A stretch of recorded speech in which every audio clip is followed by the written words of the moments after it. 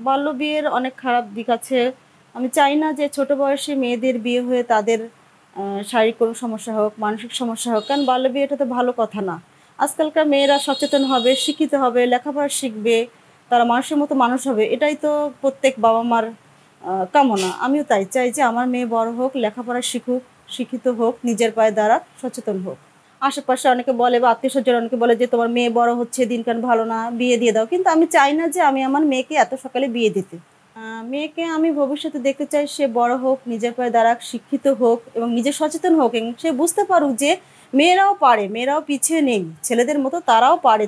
শুধু ছেলেরা নয়, মেয়েরাও এগিয়ে যেতে পারে, অনেক কিছু করতে পারে, বড় হতে পারে। বাল্যবিয়ে বন্ধে আমাদের নজর দেওয়া উচিত যাতে আ মেয়েরা নিজেরা শিক্ষিত হয়ে নিজের পায়ে দাঁড়াতে পারে, সচেতন হতে পারে। যেন তারা বুঝতে পারে যে বাল্যবিয়ের অসুবিধাটা কী? যে বাল্যবিয়ে যে এটা ভালো দিক নয়, এটা যে তাদের শারীরিক এবং মানসিক উভয় দিকেই তাদের সমস্যার সৃষ্টি করে, এটা তাদের বুঝতে হবে।